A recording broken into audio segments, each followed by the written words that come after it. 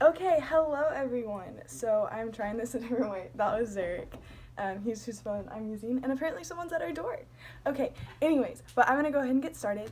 Okay, so for starters, this is something that I think a few people have wondered about, like whenever it comes to questions and stuff like that.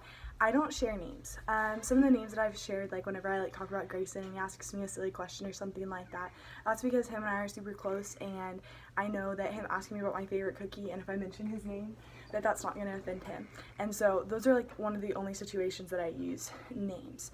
And I do that for the same reason that Paul never explains what the thorn in his flesh is. For those of y'all that don't know that about Paul, he talks about this thorn in his flesh, and he never mentions what that is. And I believe that's for the purpose that anybody can take what he says and apply it to their own life. For example, like with my concussions, the fact that I got a lot of them, that became like a huge part, like that was my thorn in the flesh. That's what kept me humble. That's what reminded me that like I couldn't do it without God. And so that's something that I thought was super interesting, that I always loved about that. And so that's something that I do with these questions as well, because I don't want you to hear somebody's story and be like, oh, well, that doesn't apply to me. I want you to hear the question, resonate with it, and see what the Lord can give you from that. So this is one of those times where I'll mention a name. So my best friend, she's such a doof. I love her. She said, how to cope when your best friend graduates early and leaves you. Well, this is what I say, Sarah, okay? Write me letters, call me, and text me, and come and visit me because I miss you. But I do love you, and thank you for that question. It kind of made my day when I read it. Okay, so where do you find motivation to get into the Word when it's the last thing you want to do? Now, this is a question that makes a lot of sense. This is what I always tell people, is it's discipline. You just do it anyway. Even if you don't want to, you just do it anyway.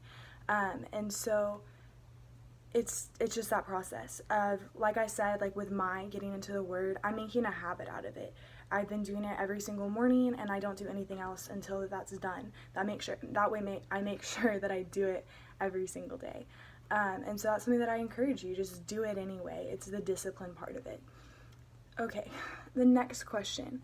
What are some ways to help you trust God as you go through college and life? Now, I thought this question was really cool because Sydney and I were kind of talking about it earlier, but remembering. So right now I'm reading through the book of Judges, and God reminds Israel constantly of what he's done. He's like, I delivered you from Egypt.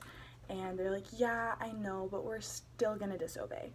And I think that's something that we do in our life all the time, is we don't always remember what the Lord's been doing. And something that I really enjoy, I'm going to pull up the verse right now. It's in Romans 8. One second, let me find it. I should have been more prepared with this. Okay.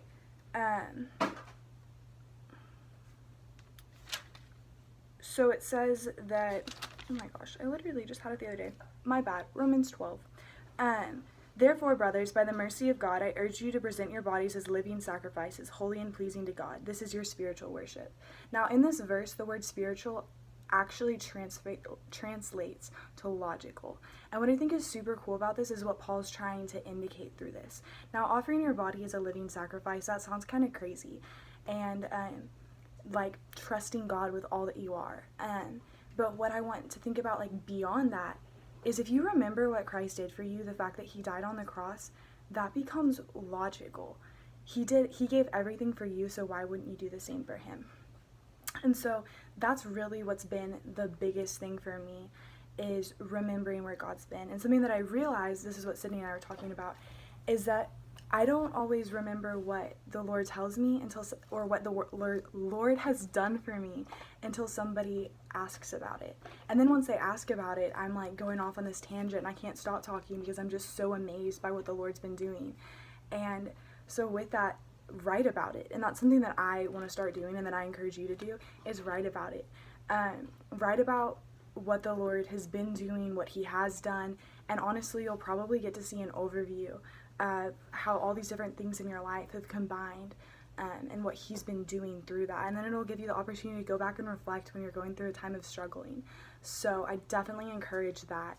But that's how I've been trusting God recently, is just through remembrance. He's never left me or forsaked me, so why would he do that now? Okay, so I really like this question too. What do you look for when you look for a church? So this is something that I've been having to do recently. And so I actually, like I said, I want y'all to be able to form your own opinions. So I'm going to list off some questions and then I'll answer them. But that way y'all can like write them down and figure out like for yourself what's important to you and what you want to look for in a church. So does denomination matter? For me, when I grew up, I'd be like, Dad, what denomination are we? And he would say, well, we're Christians. The denomination is kind of irrelevant in the grand scheme of things because we are Christians and we follow Jesus, and that's the main part of it. And so that's something that I have always like thought about is denomination, it doesn't really matter to me. Okay, so the other questions, I'll go through those real quick and then I'll give my other answers. So do you prefer teaching straight from the Bible or a sermon biblically based but spiritually summarized? So do you want them to like go verse by verse and be pointing to the verses and the context and all that type of stuff? Or would you prefer it to be like an overview message with a common theme, but it is all scripturally correct? Is worship important to you? And maybe you really connect to God through worship. So that's something that you really want to look for is a good worship pastor. Modern or hymn based. Do you prefer the hymns or do you want something that's more modern? That's once again up to your opinion. Do you thrive more in a smaller setting or big? Do you like knowing everybody at church, or do you like knowing a few people at your church but not everybody and meeting new faces? What are you looking for in a pastor, doctrine-based teacher, funny, relatable, storyteller? But those are just 5 questions to get you thinking for when you're looking for a church. Something that the pastor at the church that we looked at this Sunday said that I thought was really cool, because my old youth pastor would say it, was don't base it on feelings. Now what this means is this idea that you base it on the truth. So not how you feel during worship or how you feel during the service, but it's based on truth. Because there are a lot of things in the Bible that don't make me feel good, but they are truth, and I can't deny that. And so don't base it as much on how you feel, but discernment is real. So if there is like an uncomfortable feeling, as in there's something that doesn't seem right about the church necessarily, think about the discernment and go back to the truth of, okay, Lord, this is what your word says, and I don't think that this lines up. That discernment, that feeling there, that's based on truth, if you see like the connection. Okay, so these are my answers. I already told you about like the denomination. That doesn't really matter to me. That's something that it's completely based on how the rest of like the service goes and if I believe that that is biblical. Okay, so when I'm looking for a like sermon, I want like a good summary of it, but I enjoy both, but I prefer whenever it goes into depth of the Bible and like verse by verse and word by word and like the Hebrew and the Greek. Like I think that that's really interesting and really important, and always pulling back into the context. So that's my opinion on that. So I prefer like worship is ridiculously important to me. Like I connect so well to the Lord in that. So that's a big deal for me. And I prefer modern music, but it's not a deal breaker because I don't mind hymns. But I also want to be comfortable when I worship because I move my hands a lot and dance around. And if no one else is doing that and I feel judged, there's that word again, I want to make sure that I'm comfortable in the place that I'm worshiping and that our standards kind of on like what's normal. I'm not going to feel out of place when I worship. That's what I'm getting at. Okay, so for the size of the church, another thing that doesn't matter to me too much, as long as I know I have a small group of like for accountability and all of that, for deep conversations. Also, all of the above for the like teaching wise. Doctrine based, yes, I want it to be like biblical and fact and Greek and Hebrew and all that. I think that that's so interesting. But I also want a pastor that's funny and relatable, and they'll tell stories and keep you engaged. I love that. And so that's definitely something that I look for. So all of the above, as I said, and that's why like I loved my home church of Chase Oaks is, you know, you got a little bit of all of that, and so I thought that was super cool. They're incredible teachers there. Okay, this next question, this is my last question, and also I think is super important. How to deal with chasing after things that you know are not progressing your faith in a positive way. So this is honestly just going to be a series of questions because I don't know where this question is coming from. Like I said, this is the thorn in the flesh type, and the way that you're assessing it is kind of like the thorn in the flesh. How is this relate to you? So why are you asking this question, or why is this something that you're struggling with, of chasing after things that you know are not progressing in your faith? What are those things that seem like a red light? So when it comes to those things, assess it. These are the 3 categories I gave. There's honestly probably more, but this is just what was coming to my mind. Is it priorities? Like, there's a mix-up there. Is it a specific person? Is it an activity? What is it? Now, if it's a priority, how badly is it mixed up? For me, with volleyball, it was so mixed up that I had to quit volleyball in order for that to, in order for me to focus on God again and progress my faith forward in a positive direction. But I also had an injury there, so there's a little bit different. So I don't know exactly what that is. But how badly are your priorities mixed up? Is it something that you need to give up, or is this just a lot of prayers and rearranging of time and all that different type of stuff? What is it exactly, and how badly is it messed up? Now, if it's a person, the next question to ask, is it a friendship or is it a relationship? Neither are easy and both would hurt giving up, but think about it. Are you close to them? If you're really close to them, assess, once again, why. Why are you close to them? Do they push you further in your faith, or are they pulling you from your faith right now, and you need to have a come to Jesus meeting? Or maybe they're not a believer and you need to step back a little bit and be like, hey, I love you and I'm here for you, but right now, like, I need to find some accountability because I'm struggling and I need some help. And you got to have like that honesty with yourself to make that decision. Or maybe you just need to build up your boundaries a little stronger of like, hey, I'm not going to go to the party and I'm trying to get away from that and I've got to distance myself. You do you. If you're not feeling convicted, you do you. But like, I'm feeling convicted and this is something that I really need to stay away from. Okay, now if it's a relationship, that's always a lot harder, I feel like, because I'll be honest in saying that, like, the majority of my relationships have ended because either me or the guy's like, hey, like, we need to focus on, like, I need to focus on Jesus, or, like, something's not right with my faith. And a lot of, or, like, the Lord just wants me to be single. It's honestly been a thing. And a lot of people are like, yeah, that doesn't happen. I'm like, okay, but it does for me. And that conviction has gotten so strong sometimes that, like, I can't eat. One time I woke up, like, sick in the middle of the night because I knew what I was doing was so wrong. And the Lord really convicted me there. And everyone was like, Ashlyn, like, that doesn't happen. And it happened to me. So there is conviction there. So, like, a lot of people have judged me. And a lot of the time that is, like, the only reason. But then afterwards, other things are revealed by the Lord that I was like, okay, that's why this didn't work out necessarily. It wasn't just that. Like, the Lord was able to show me what I would have seen further on in that relationship.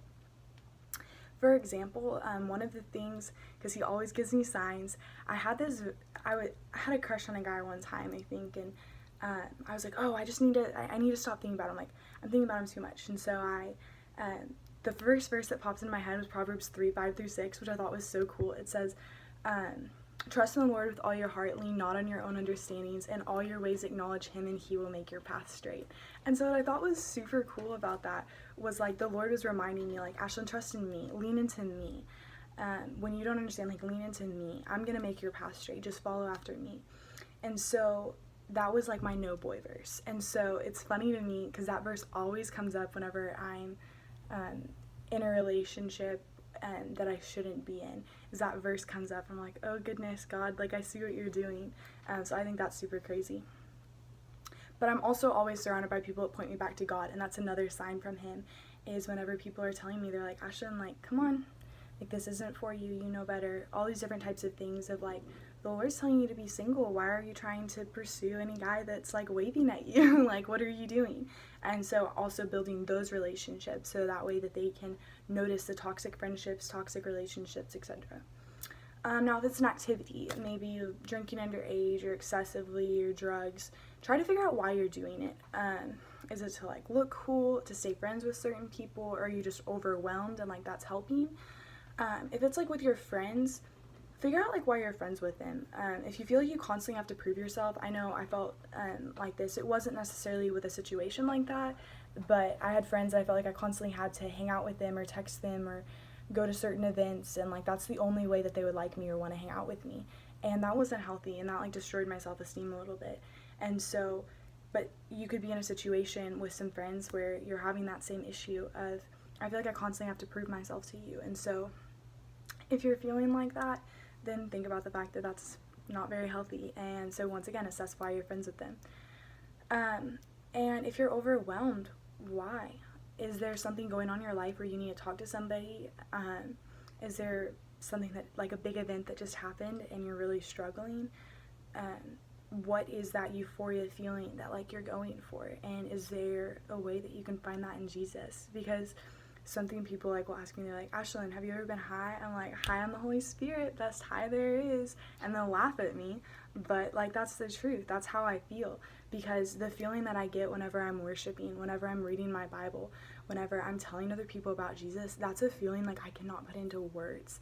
I was so excited and so overjoyed today. You can ask my friend James. He was asking me about my day, and I was just telling him, I was like, God is moving, and it is so cool. And like I was so excited, and that's a feeling I wouldn't trade for anything in the world. And so once again, assess why and ask for help. Like that's okay. And so with that, I kind of want to finish out with like, I come with no judgment, just love, because I am in no place to judge. This is the bottom line. Sin is sin. I am no better than you. Just because my sin might be different than yours, it doesn't make it any less sinful. So I'm not above you. I'm not below you. Like, we're sinners, and that's the bottom line. And I was saved by grace, and it's the same gift that is offered to you that you have the chance and the ability to accept, and I encourage you to, because it is a free gift full of love, and it doesn't promise an easy life, but it does promise Jesus, and trust me, he is way, way beyond worth it. And so always feel free to reach out to me. Now that my account's public, my DMs are open, so y'all can always DM me and talk to me. And yeah, I just want to let y'all know that I love each and every one of you, even though I don't know you, but I do, because that love all comes from Jesus. And so I just want to finish this out in a prayer, but thank you all for listening. Okay, so dear Jesus, thank you so much for just allowing these people that have seen it and in the future that will see it, that they were able to watch this video and hear what you had to say through me. And Lord, thank you for using me. But I also pray that everything that came from my lips, I pray that it glorified you, and if it didn't, that it goes in one ear and out the other, Father, because I only want them to hear you and hear your goodness, not my own words, but yours, Father. I thank you once again for all these wonderful lives, and I just pray that you bless each of us today. In Jesus' name, amen.